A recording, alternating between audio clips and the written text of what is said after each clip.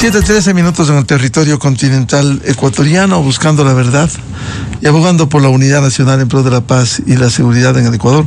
Queremos dar la bienvenida a los siguientes invitados de la revista de Opinión y Democracia: el sociólogo Juan Cubi, en los estudios de la revista de Opinión y Democracia, y el doctor César Febres Cordero, académico y politólogo. Les invitamos para hablar sobre los grandes desafíos que tiene en estos 4 años del periodo constitucional que debe asumir este sábado 24 de mayo.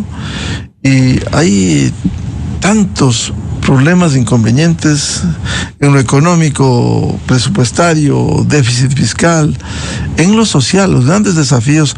Uno de ellos, atacar a los problemas estructurales, como es la pobreza, la desnutrición crónica infantil, entre otros tantos problemas. Y también los políticos que debieran facilitarse, proyectos que requieren los ecuatorianos, no las bancadas legislativas, los proyectos que requieren aportar a la solución de los acuciantes problemas de los ciudadanos, de los ecuatorianos. ¿Cuáles cree que debieran ser esos desafíos, las prioridades de la administración del presidente Noboa? Muy buen día, Juan Cubi. Buenos días, Miguel, gracias por el espacio. Un saludo a César. Miguel, creo que como pocas veces en la historia del país estamos enfrentando una crisis múltiple que tiene muchas facetas, ¿no? Y obviamente están interrelacionadas. Algunas dependen de las otras, algunas influyen en las otras, pero yo quisiera solamente señalar brevemente las que me parecen las más urgentes en términos de una política de Estado. La primera, sin lugar a dudas, es la inseguridad. Podríamos hablar luego si esta ley que acaba de mandar el presidente Noboa sirve o no sirve para ese propósito. Pero esa es una primera y urgentísima. ¿Por qué razón, Miguel? Porque es obvio que el país está siendo penetrado y controlado por los grupos de delincuencia organizada. Lo que acaba de suceder en la Amazonía con los 11 militares ya desborda cualquier lógica de control policial de la delincuencia. Eso es ya un enfrentamiento con grupos armados con una capacidad de acción que puede incluso superar a las propias capacidades de la fuerza pública. El segundo es el tema económico. Hay una crisis económica muy profunda, muy grave. No sabemos todavía las dimensiones de la misma. Acabo de ver hoy día una noticia antes de entrar aquí al estudio que van a gastar una ingente suma de dinero en comprar energía termoeléctrica para suplir los eventuales apagones que podrían venirse, lo cual sería gravísimo si es que no hicieran eso. Pero imagínate lo que significa en esta crisis tener que destinar recursos no programados a financiar la provisión de electricidad. Y el otro tema son las relaciones internacionales. Todavía el gobierno está enfrentando esta situación de bloqueo con 2 países que a mi modo de ver son fundamentales para la política exterior del Ecuador, que es México y Colombia. Es extraño, es un poco hasta sorprendente. No sé si viste la foto en la posesión del Vaticano, Papa, claro, junto Petro y Noboa, Noboa. ¿no? Yo decía, bueno, si se sientan ahí al menos que intercede el Papa y les diga, vea, por favor, ya reflexionen, pues, ¿no? Y a Petro especialmente reconozca el que ganó, porque él está pidiendo las actas como a Maduro. Sí, es un absurdo. La de Petro, lamentablemente, tengo que decirlo, es un absurdo, ¿no? Ya, nos guste o no nos guste, tú sabes que yo he sido muy crítico del actual presidente, pero bueno, ganó en las urnas, ¿y qué podemos hacer? Entonces sería la inseguridad, que es fundamental enfrentarla, el tema económico y lo político. Las relaciones internacionales, sí. Ahora, muy complejo, porque, por ejemplo, el gobierno mexicano de Morena, de Claudia Sheinbaum, antepone que no va a reconocer, y así lo dijo públicamente, mientras no haya el salvoconducto para un condenado por la justicia, como es Jorge Glass, y siguen algunos procesos judiciales en marcha. El sesgo ideológico, siendo importante el tema de la posición política de un gobierno, no va a resultar muy difícil el reanudar relaciones. Creo que lo de México es más complejo, y por una sola razón, porque la agresión a la embajada tiene que ser condenada desde cualquier punto de vista, y obviamente a una presidenta mexicana le costaría trabajo pasar por alto una situación tan grave, ¿no? Yo jamás... claro, como se ha condenado en el mundo, Juan, sí, eso, pero también hay que situación. Condenar que albergue a delincuentes. Así México.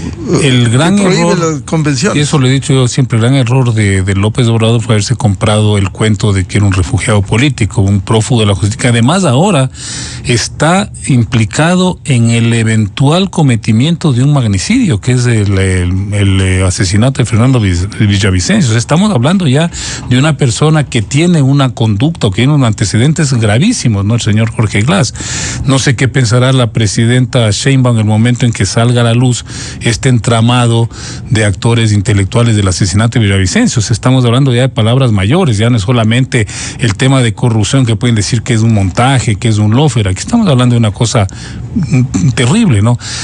Eso es más difícil, porque obviamente no se puede aceptar desde el lado ecuatoriano que un país amigo conceda asilo a personajes como Jorge Glass, pero del otro lado tampoco se puede aceptar la irrupción en la embajada. Por eso es más difícil eso. No sé qué pensará, cómo pensará Daniel Noboa generar una estrategia para tratar de buscar una salida que sea de alguna manera honrosa para ambos países. Eso me parece que es más difícil. Lo de Petro, creo que ya se cae por su propio peso. Yo supongo que el presidente Petro en estos próximos días, con la posesión de Noboa, ya no le quedará más remedio que admitir. Ojalá venga. Sí, pues lo que está invitado, ¿no? No importa, sí, habrá una copita de vino seguramente, de pero champán. Además sería rarísimo. No para emborracharse ni... Sería rarísimo que no venga, Miguel, porque históricamente si alguien ha estado presente siempre en las posiciones son los presidentes colombianos, ¿no? Más que los peruanos, porque siempre tuvimos este pequeño conflicto, pero con Colombia, imagínate, toda la vida han estado los presidentes aquí, presidente, no siquiera un delegado, ¿no? Entonces sería grave, yo creo que Petro va a tener que reconsiderar su postura. Bien, saludamos al doctor César Febres Cordero, académico y politólogo. A ver, ¿cuáles son los grandes desafíos, según usted, de la administración de 4 años que va a asumir este sábado 24 de mayo el presidente Daniel Noboa? Muy buen día, César. Muy buen día, estimado Miguel. Un placer compartir este espacio con usted, Juan, gracias por el virtual, y un saludo para toda la audiencia. Para mí es... digamos, evidente y difícil encontrar realmente cosas evidentes en la política ecuatoriana, que los retos principales son lo que se ha venido mencionando en repetidas ocasiones, lo que se ha visto en las encuestas, en las mediciones, la seguridad y la economía, que son temas entrelazados. La vacunación es un tema de seguridad con incidencia en lo económico. El manejo de la política en combustibles, el combate al contrabando en combustibles y el control de las fronteras son temas de relación entre la seguridad y la economía. Y no son cosas nuevas. Pero hay una pregunta anterior que se hace al gobierno, y estamos viendo todos cómo están, digamos, explorando distintas vías, y es la de qué hacer con el ordenamiento jurídico del país, ¿verdad? Está el ministro de la Gasca muy públicamente diciendo: estamos explorando lo que ocurre en la Asamblea para ver si vamos por esa vía de reformas parciales o contemplar una modificación a la Constitución por varias vías, que algunas que se exploran me parecen sin ser constitucionalistas, sino simplemente un ciudadano que se considere informado, francamente inconstitucionales. Pero incluso en las versiones más sencillas de todo esto, estamos hablando de un proceso relativamente largo, varios meses, inevitablemente por lo menos una elección, un referendo, lo que tiene su cierto costo político, lo que pone en suspenso las otras actividades políticas o la comunicación efectiva de otro tipo de trabajo del gobierno, lo que compromete recursos a una lógica electorera y no a la de transformación y desarrollo económico, algo que vimos con, yo creo, la política de bonificaciones y transferencias que se dieron, que yo no estoy en contra de los bonos en general, pero que fueron claramente con un sentido electoral antes de estas elecciones que recién acaban de pasar. Así que el problema va a ser, primero, ver muy bien, este va a ser un año para irnos encima de la Constitución, querer cambiarla de una u otra forma, o un año de ejecución de estas cosas que son, al menos en primer sentido, obviedades. Y solamente quiero terminar diciendo, me parece interesante lo que el presidente ha propuesto a la Asamblea Nacional, este nuevo proyecto económico urgente, que más bien es un proyecto me parece, de seguridad, que esta reforma del COVID, que es como una cascarita para la Corte Constitucional. Ya algunos juristas y expertos dicen, probablemente la Corte no se lo va a permitir pasar, y esto podría ser una oportunidad para el gobierno para decir, bueno, vamos a ver si la Corte Constitucional acepta los hechos políticos y me deja pasar una que otra cosa que normalmente no haría, o si me está dando, digamos, municiones, si me permite lanzar una campaña que diga es la institucionalidad la que está rota, no me dejan gobernar, debemos ir hacia una asamblea constituyente. Ahora, un tema que citaba César Febres Cordero, si se va a ocupar, si el escenario es la Asamblea Nacional para la reforma parcial o enmiendas a la Constitución, a la par tiene que ir con el tratamiento de los temas económicos y sociales.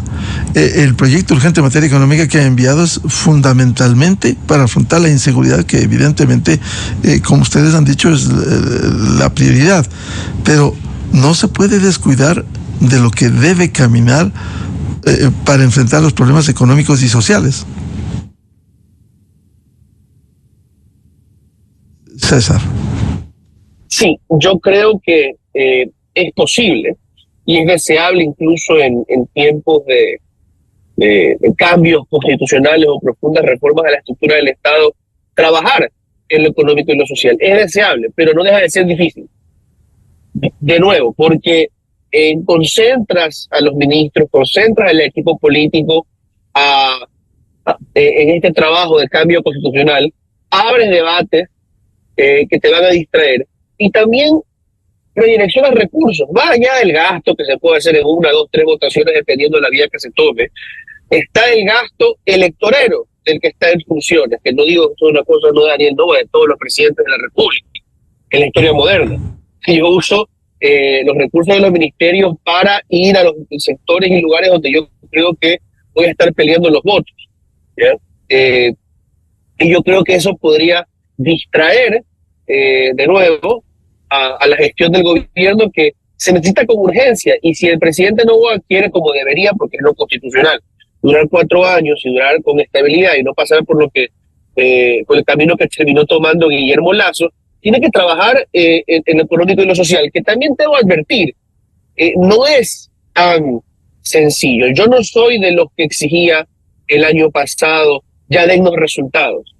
Yo exigía ver, como creo que todos ya no deben exigir, un plan, una dirección clara, unos lineamientos, un trabajo en respecto a la depuración necesaria dentro de la fuerza pública, que evidentemente está contaminada, y ejemplo de esto tenemos todo el tiempo, oficiales y agentes del servicio activo siendo detenidos como miembros de bandas delictivas. Eso es noticia todos los meses, ¿ya? Entonces, un trabajo más articulado es lo que uno desearía ver en un comienzo, porque ningún gobierno, ni Bukele se demoró 3 años pactando con las mafias para finalmente romper con ellas y declarar la guerra total. Y se pasó esos años, algunos dicen haciendo cosas más escabrosas, pero todos coinciden estudiando a las mafias, analizando qué pasa si yo decapito a esta pandilla. ¿Habrá una guerra entre los lugartenientes? ¿Cómo puedo controlar yo a los cabecillas desde las cárceles y evitar que ellos controlen las calles desde ahí? Eso es lo que creo que necesitamos ver, y yo creo que también hay mucha distancia con la realidad salvadoreña y por ende con el modelo bukeliano, pero eso es lo que hay que pedir también. No exijamos irracionalmente una transformación total del país en un año, pero sí un cambio en la forma de administrar el gobierno, un gobierno más efectivo, más presente, más racional y más profesional. Vuelvo con Juan Cubi. A ver, el tema que se ha mencionado, ¿cómo encaja, siendo el primer problema la inseguridad, este proyecto de ley orgánica para desarticular la economía criminal que venga a contribuir en ese ámbito? ¿Cómo ve Juan Cubi? A ver, lo que hay que señalar es que en efecto no es un proyecto económico, es un proyecto de seguridad. Creo que en eso coincidimos todos. Que le den un matiz económico a propósito de ciertas normas que podrían resolverse sin ese decreto, sin ese proyecto de ley. Nosotros tenemos una ley para el control del enriquecimiento ilícito. La UAFE también tiene que ver lo que son los activos ilícitos. O sea, si se potencian... Pero muy pocos resultados han dado. Sí, pero se podría potenciar eso, se podría exigir ese cumplimiento, se podría ampliar las facultades o las potestades de estos cuerpos legales y no meternos en un proyecto de ley que yo, la verdad es, Miguel, tú sabes, yo no soy jurista, pero he leído algunos análisis y hay mucho recelo respecto de las atribuciones que se le está concediendo a la fuerza pública, es decir, la posibilidad de que los excesos se vuelvan una norma. Porque en la guerra contra las bandas criminales, claro, es una guerra donde pueden haber situaciones difíciles, situaciones extremas, y eso puede provocar que al sentirse un poco protegidos por estas normas planteadas por el gobierno, los propios policías o militares no tengan mayor empacho en trascender ciertas líneas. Y eso es lo que más se está observando. He visto comentarios de gente de derechos humanos que dice que va a ser muy peligroso algunos de los artículos. Hay análisis muy puntuales, ¿sí? Sí. Entonces a mí me parece que por ese lado creo que la cascarita, como dice César, no está puesta solamente a la Corte Constitucional, también se la puso al correísmo, porque de alguna manera les ha obligado a oponerse a la ley. Y lo que va a hacer el gobierno es presentar la idea de que ellos son los aliados, obviamente, del crimen organizado. Es una jugada un poco coyuntural política. No creo que tenga una visión de mediano o largo plazo, como no tiene todas las otras agendas o iniciativas del gobierno. Yo veo que el mayor problema, Miguel, es que no ha definido el gobierno cuál va a ser realmente su propuesta a mediano o largo plazo. Hasta ahora no define ni siquiera, si llegara a ser la constituyente, cuáles serían aquellos cambios, aquellos temas fundamentales para transformar la Constitución. Tampoco está claro cuál va a ser la estrategia en términos, digamos, de lo que yo decía hace un rato, de relaciones internacionales. Hay todavía una ambigüedad. En lo único que yo sí percibo una cierta orientación, Miguel, aunque tampoco está totalmente claro, es en el modelo económico que quisieran aplicar. Yo he escuchado a todos los voceros de los sectores empresariales, de los sectores de la derecha, y claro, ellos se están volcando hacia un modelo de corte empresarial, modelo económico empresarial, es decir, que facilite el negocio, que facilite el funcionamiento de las empresas privadas. En eso creo que sí va a haber una orientación clara y obviamente es coherente, es consistente con lo que representa el propio presidente de la República. Él es un empresario privado, él es un representante de uno de los grupos económicos más grandes del país. Y ahí sí yo veo que va a haber problemas. De la seguridad podemos luego también hablar, pero en el tema económico creo que va a haber problemas porque esos modelos usualmente generan un espejismo de prosperidad que solo beneficia a ciertos sectores de la población, pero excluye a grandes mayorías. Esos modelos, claro, dan la impresión de que llega la inversión, de que se generan emprendimientos, de que se generan actividades económicas, pero claro, eso beneficia a un segmento reducido, la gente que puede tener empleo, etcétera. Y el resto, eso es exactamente como la minería, que podríamos también hablar de eso, del tema minero, ¿no? Que es otro problema en el que ya se está metiendo innecesariamente el gobierno. Ahora, vamos a hablar de estos temas económicos, pero en el caso de las observaciones a este proyecto de los derechos humanos, quizás la respuesta no viene en parte por los sucesos que han ocurrido, por ejemplo, en el Alto Punino, 11 militares muertos, emboscados, en una planificación donde se demuestra que estas bandas organizadas están debidamente instaladas en el Ecuador. Miguel, las guerras contra el narcotráfico las han perdido todos los países. Eso no es una sorpresa, no estoy diciendo alguna cosa. Ahora no extraña. Solo, contra el narcotráfico, sino la minería ilegal. Sí, que es ahora, pero la minería ilegal está articulada a las bandas del narcotráfico. Las han perdido, ¿por qué razón? Porque es muy difícil declarar una guerra con un enemigo tan voluble, tan impreciso como es el crimen organizado. Ese es el gran problema. No está identificado. No es un ejército en el cual hay una serie de normas, la guerra tiene una serie de procedimientos, no. Entonces, por eso es el problema no radica en que el Estado asuma posturas absolutamente autoritarias, violentas, frente a un fenómeno que está más allá de la existencia de las bandas criminales, y es el fenómeno del negocio del narcotráfico y la minería ilegal. Es decir, mientras exista una demanda mundial de oro, de minerales o de ciertas sustancias estupefacientes que genera enormes ganancias a quienes lo proveen, ese problema no se va a acabar Digamos, ni así militaricemos el país. Tenemos que tener el triple de pie de fuerza, de militares, de policías, como para más o menos poder ocupar territorialmente el país. Eso no es posible. Y eso tiene que ver con que no hay una decisión estratégica de cómo enfrentar el problema desde distintos ángulos. Creo que en la campaña electoral fue obvio, ambos candidatos lo que se decantaron era por mayor fuerza, por mayor uso de recursos militares, por armamento, etcétera, ¿no? Y eso, pero ya está absolutamente demostrado que eso no da resultados. Genera algunos impactos inmediatos. Veamos lo que pasó el año pasado con la declaratoria de guerra interna en enero del año pasado. Estamos hablando ya de casi año y medio. Los primeros 2 meses se redujeron los indicadores y a partir de ahí empezaron nuevamente a crecer y actualmente reconocido por el propio gobierno en el proyecto de ley. Actualmente el tema, por ejemplo, de las extorsiones y de los secuestros se han incrementado notablemente en comparación con el año anterior. Eso es lo que está generando esta política que no va a ser eficiente, Miguel. Igual que se hizo en el gobierno anterior la declaratoria de la minería ilegal como una amenaza. ¿Cuáles han sido los resultados? Ninguno, porque ahí siguen, porque las mafias operan al margen de cualquier decisión legal, de cualquier iniciativa del gobierno. Entonces el tema está cómo resuelves estas actividades que generan tantos ingresos y que permiten además, que es lo que también señala el proyecto de ley, que permiten que el crimen organizado empiece ya a penetrar las propias estructuras del Estado. No estamos hablando solamente de una actividad que está que se resuelve, que se realiza en el plano de la sociedad, de la economía común y corriente. No, ya está penetrando la institucionalidad del Estado. Mi pregunta es, supongamos que hagan el bloque de seguridad. ¿Y cómo sabemos que el bloque de seguridad que se cree con ese decreto ley no va a estar también ya influido, penetrado por el crimen organizado?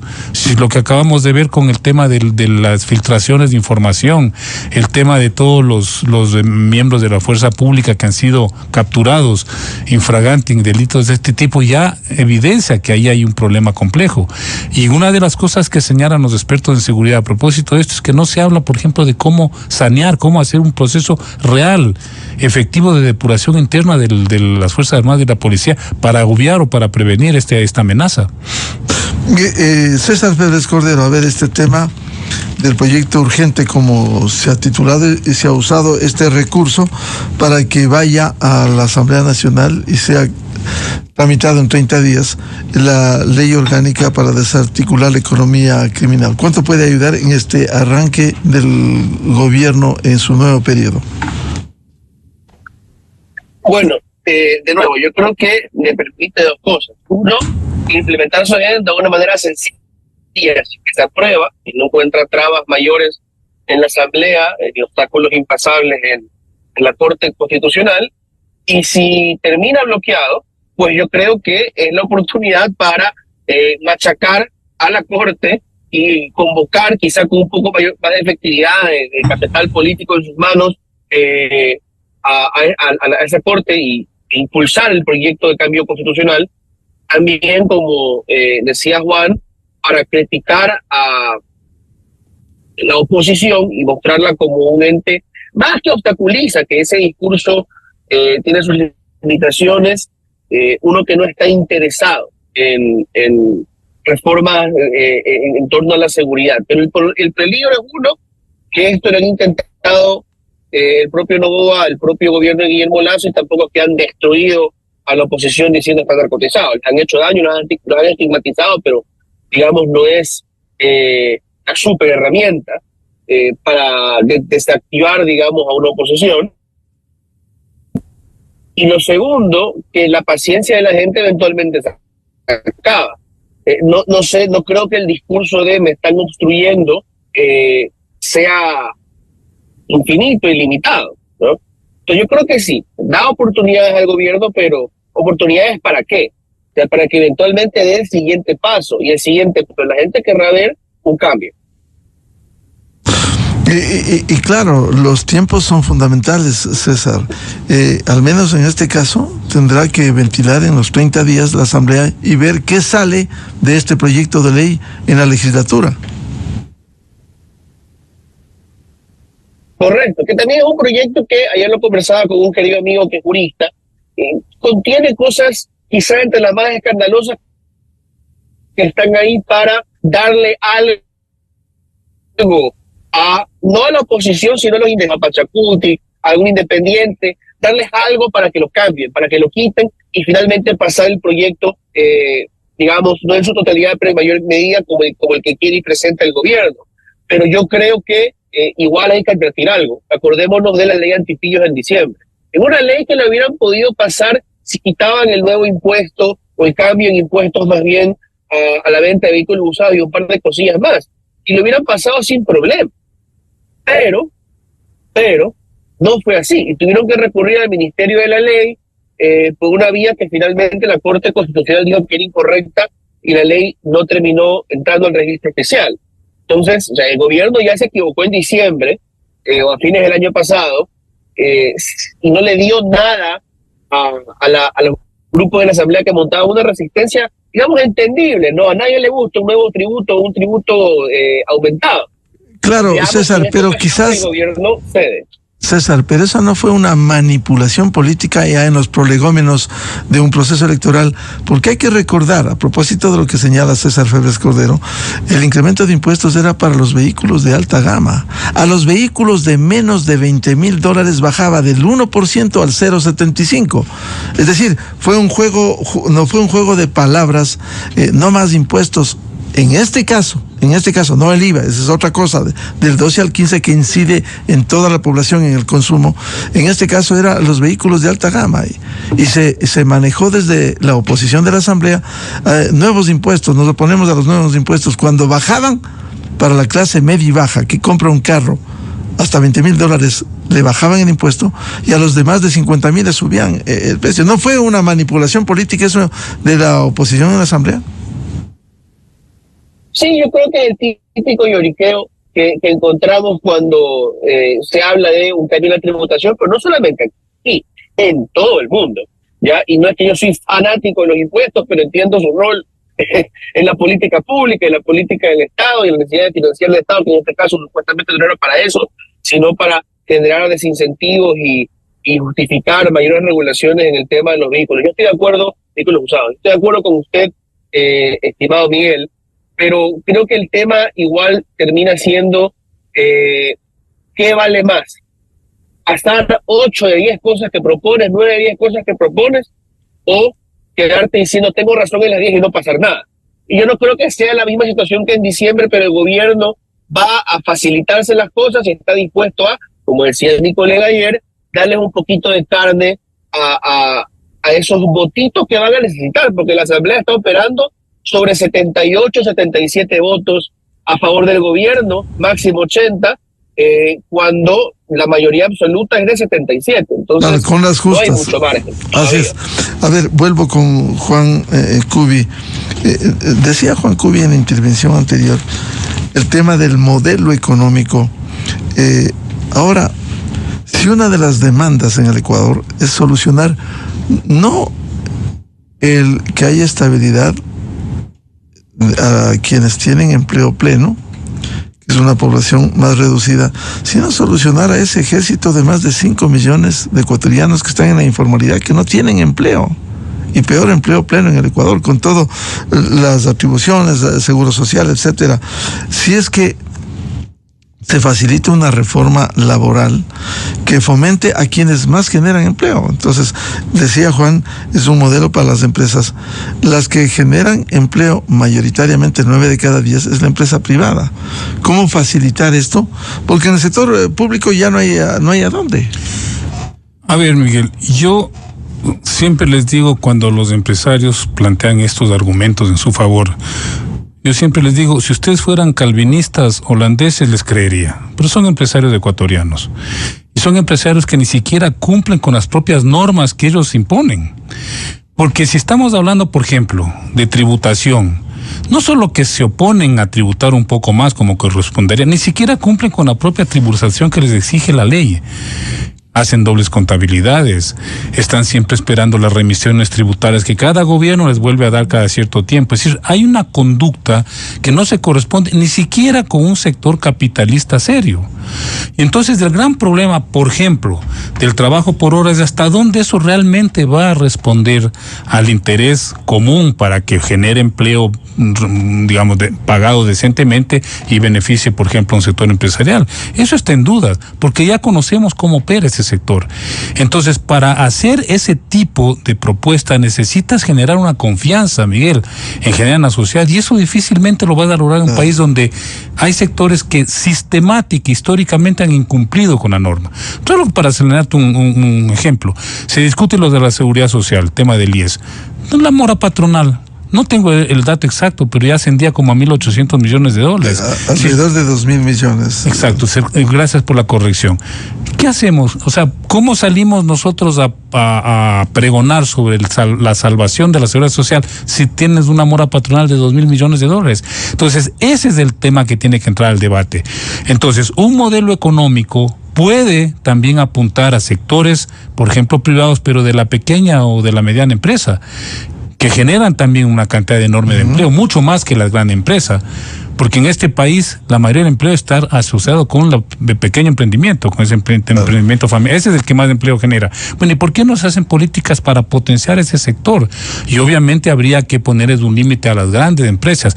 Es que el modelo económico se basa en una visión de rentabilidad que es incompatible en muchos casos con los derechos y con las necesidades de la mayoría de la gente. Te hablaba del tema minero hace un rato. Acaba de salir un comunicado ayer o anteayer de la Cámara de la Minería donde celebra que se ha hecho una consulta en Loma Larga, Quinzacocha, en el Azuay, para viabilizar ya la siguiente fase de explotación de ese sector minero. Hoy todas las organizaciones del Azuay que han estado alrededor de la defensa del agua, de la defensa de la naturaleza, no solamente cuestionan la seriedad de esa supuesta consulta, sino que plantean que hay una violación absoluta de la Constitución porque ya las consultas se aplicaron en Cuenca y en Girón hace más de 2 años y la decisión fue suspender la actividad minera en esas zonas de recarga hídrica. Bueno, ¿qué hacemos frente a eso? Y claro, como el gobierno ha sido muy abierto en dar un discurso favorable a la explotación minera, porque no solo lo ha dicho. Acuerda que el presidente Noboa estuvo en una gira reunido con las empresas mineras en Canadá, sí. En Canadá. Entonces resulta que ahora es obvio que están inclinándose por esa actividad extractivista, pero eso lo que va a generar es conflictividad social. No solamente va a devastar la naturaleza, va a afectar los derechos a una salud, claro, y a un consumo de agua limpia. Eso en lo formal. Y en lo informal, ¿qué hacer con la minería ilegal? Pero entonces porque ahí poco se escucha las críticas, algo que el Estado debiera poner orden. Es que, Miguel, Agencia de Regulación y Control, UAFE, todo eso. No se puede combatir un crimen como es la minería ilegal con otro crimen como sería devastar una naturaleza y atentar con los derechos de la gente. Eso no es equivalente. Aquí lo que se trata es de, por un lado, obviamente aplicar la ley y ver políticas para evitar la minería ilegal, pero por otro lado también hay que aplicar decisiones para respetar los derechos y las decisiones colectivas de la gente. No, hay que respetar el medio ambiente, en eso tiene que ser implacable el Estado, rigurosidad, licencia ambiental, pero el problema que se ha dado por este crecimiento de la minería ilegal, a propósito del tema, Juan, que si es que no se hace concesiones desde la visión del Estado de apertura de una economía liberal, simplemente esos territorios están tomados por la minería ilegal, haciendo lo que le viene en gana e incontrolable para el Estado. Bueno, ese es un gran problema que hay que ver cómo se lo resuelve. Y vuelvo a lo del inicio, es que tenemos otro fenómeno que es incontrolable. Si hay tanta demanda en el mundo por minerales, tanta demanda por oro, ¿qué hace un país que es, obviamente, que es un potencial en términos de extracción de oro? ¿Qué hace frente a esa demanda?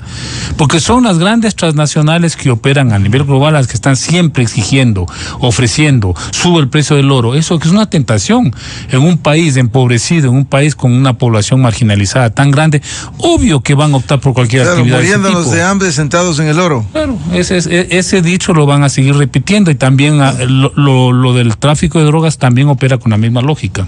Claro, a diferencia de que la droga es prohibida, para la exportación se va. No. El oro no, el oro se va con empresas de papel. Exactamente. De la minería ilegal. Y no hay perros en los aeropuertos que estén oliendo que huelan el oro. Esa es la gran diferencia. Por eso es que dicen que en este momento los grupos criminales están migrando de la producción y tráfico de cocaína al oro, porque es mucho más rentable y menos riesgoso. Claro, Plan B decía 90,000 el kilo de oro, mientras la cocaína está entre 30,000 dólares. Sí. Entonces hay una gran diferencia. A ver, este tema, César Febres Cordero, el modelo económico, cómo enfrentarlo, decía el tema de la generación de empleo. Cierto es que hay que cumplir con las normas, pero también hay una realidad instalada. Parte de la juventud ahora trabaja por horas, no quiere una estabilidad que en otros sectores se reivindica con todo el derecho que les asiste. ¿Cómo enfrentar esto? Pues yo estoy de acuerdo en que, si bien el concepto de los derechos laborales se lo quiere poner como una cosa del pasado, ¿verdad? O todo como rigidez. Y hay un lugar para ellos, pero tienen que modernizarse, tienen que adaptarse a la realidad concreta de la economía ecuatoriana. El Ecuador es un país demasiado pequeño. El Ecuador es un país que opera en una economía que sí, ya en ciertos sentidos se está desglobalizando, ¿no? Tenemos esta guerra arancelaria, el descenso del multilateralismo, pero en otros se globaliza todavía cada vez más. La economía de servicios, hay un montón de ingenieros brasileños que trabajan para compañías extranjeras de forma virtual. Por ahora apenas vemos eso. Por si veo uno que otros abogados freelance que trabajan para firmas estadounidenses. Las cosas evolucionan y tenemos que velar no por entorpecerlas, sino por regularlas, pero así también la regulación debe moverse. La regulación debe moverse con la realidad, ¿no? En ciertos aspectos debe flexibilizarse. Y yo creo que es uno de esos temas es el trabajo por horas. Yo sí he estado de acuerdo con el trabajo por horas. Y de hecho, se propuso algo para mí entendible, aceptable cuando se habló del trabajo por horas, como que va a ser la única forma de que la Corte Constitucional lo apruebe, ¿no? Con la afiliación a la seguridad social y los beneficios de ley, digamos, prorrateados. Pero hubo una mala comunicación. Yo creo que las cámaras no hicieron su rol. Yo creo que la ministra de Trabajo no hizo la mejor vocería del mundo. Yo creo que incluso cuando hablaba en la prensa y la sacaban, digamos, enfatizando que decía que se podía pagar hasta 2 horas la hora en los sectores como el petrolero, la gente sentía y escuchaba, me están ofreciendo algo irreal a mí, cuando simplemente está dando ejemplos que aplican a muy pocas personas y podrían aplicar a muy pocas otras. Yo creo que se necesita esa modernización, pero ¿por qué digo todo esto?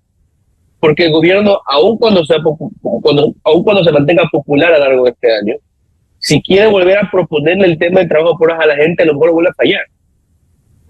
No pueden confiarse, no deberían confiarse si quieren plantear ese tipo de reformas que yo sí considero necesarias.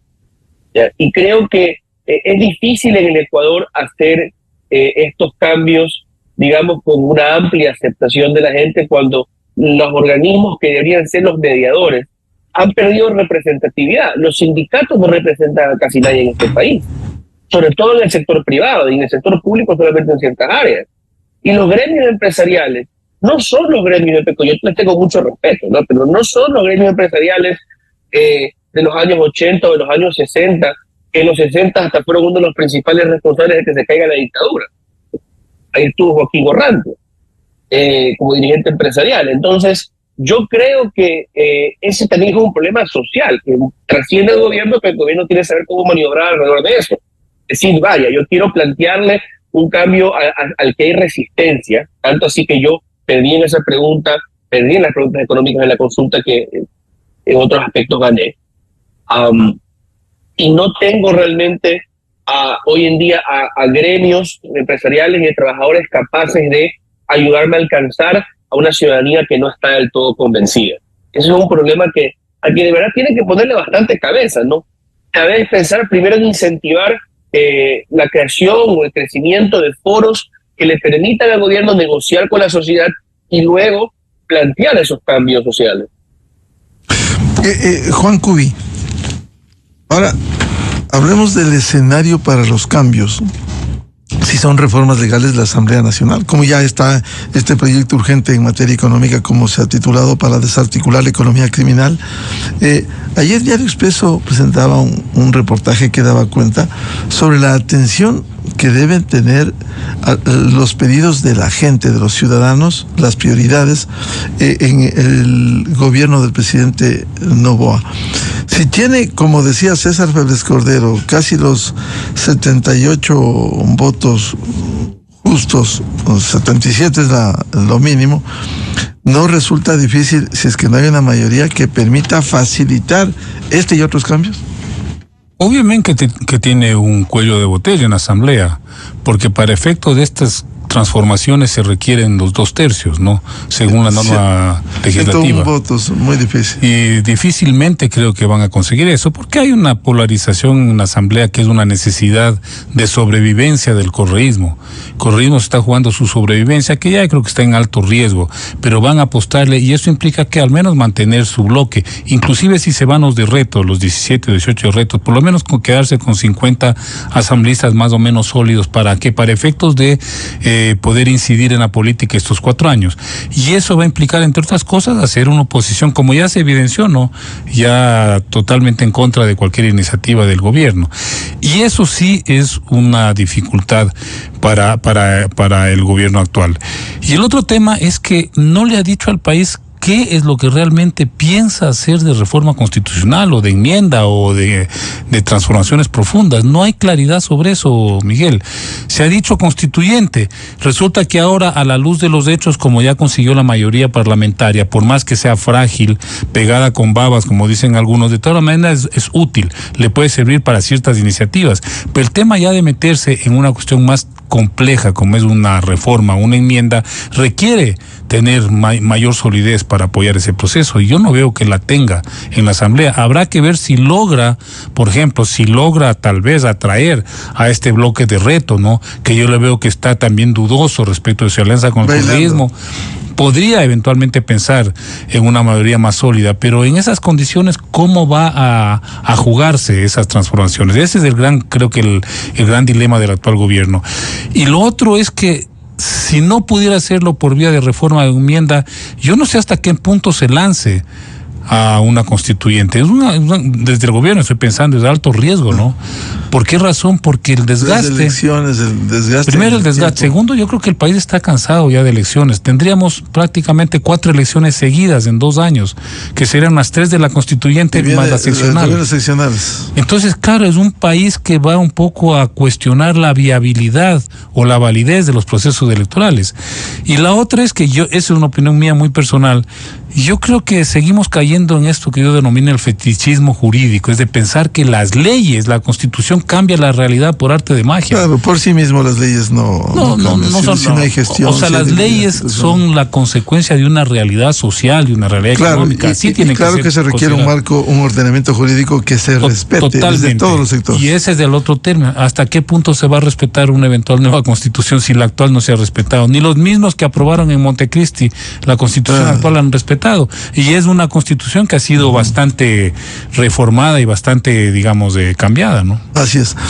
César Febres Cordero, a ver, el escenario de la Asamblea Nacional, si quiere, necesita reformas, especialmente en lo económico, en lo social. El presidente Noboa ayer ponía en dudas cuando decía que hay riesgos si no se atienden los pedidos y se solucionan los problemas estructurales. ¿Qué son los problemas estructurales? O sea, claro, obviamente corren por los problemas que se presentan en la normativa constitucional, pero yo tengo un par de ideas en la cabeza sobre qué está mal sobre la Constitución, pero me apena que muchos quienes la critican nunca te dicen nada en concreto. No todos, digo, pero muchos. ¿Ya? ¿Qué es el garantismo? Bueno, pero ¿qué articulado es garantista y qué no estaba presente en el 98 y qué no está presente en las constituciones del resto del mundo libre, ¿no? O sea, si queremos ir e invertirnos en un régimen militarista, securitista, el problema no es simplemente la Constitución del Montecristi, ¿no? Sino es toda una tendencia en cuestión de derechos y de entendimiento de la justicia en medio mundo, ¿ya? Si el problema está en la norma, pues hay que invocar esas palabras, ese proverbio ecuatoriano: echa la ley, echa la trampa, ¿ya? O sea, no se respeta, pero no solamente de parte de los políticos, sino de los ciudadanos, la normativa actual y el abuso de las garantías constitucionales son algo, digamos, que va más allá de las tendencias políticas en el Ecuador. Es una cuestión de clientes y abogados dispuestos a cualquier cosa para ganar. Y dispuestos a cosas peores de siempre, porque ahí estaba el dinero en la justicia. Entonces, obviamente, reconociendo que hay todavía funcionarios judiciales honrados, sino que es un sistema, y como lo hemos visto en los casos de alto perfil de este año, corrompidos. Yo quisiera también decir, y lo escuchaba Alberto Dajica hace unos días, y creo que es muy cierto, y el problema también fundamental es que el pacto social no es viable porque las finanzas del país en este momento son inviables. Porque el IES está a punto de reventar, aun cuando se subsidia al IES del Estado ecuatoriano con el 40% en las pensiones. Cuando la política social no se aplica porque se tienen atrasos de 4.000, 5.000 millones todos los años que no le permiten a los ministros invertir, pero que también retienen fondos que deberían pagarse a los municipios, limitando su política social, y que deberían pagarse a los proveedores del Estado, para mantener ficticiamente bajo el déficit que de por sí es alto. Si ese es el problema, cambiará eso con la Constitución. A lo mejor se pueden hacer cosas positivas, liberalizando un poquito la participación del sector privado en conjunto con el Estado, trayendo un poquito más de riquezas al país, pero hay temas de fondo ya que no responden simplemente al texto de la Constitución. Y eso es lo que el ciudadano, siendo el gobierno, debe plantearse cuando el gobierno le dice vamos a cambiar la Constitución y vamos a cambiar la historia del país. Eso nos dijeron en el 2008, eso nos dijeron en el 98, ya tenemos 20 constituciones y yo no creo que la cosa haya cambiado demasiado. No estoy opuesto al cambio constitucional, pero yo invito a una discusión sobria y detenida antes de embarcarnos a eso. Bien, muchas gracias por estas reflexiones al sociólogo Juan Cubi y al politólogo y académico César Febres Cordero. Ahí están los retos para el gobierno y los 4 años del presidente Noboa. Muy amable, Juan. Muchas gracias, Miguel. Muy amable a César Febres Cordero. Muchas gracias, un placer. Con 8 de la mañana en el territorio continental ecuatoriano, vamos a una pausa y volvemos buscando la verdad. Diálogo con el asambleísta Adrián Castro de ADN sobre los desafíos en la Asamblea Nacional. Desde 1984 con Gonzalo Rosero. La revista de opinión Democracia. Siempre líderes, siempre confiables. Enseguida regresa Miguel Rivadeneira.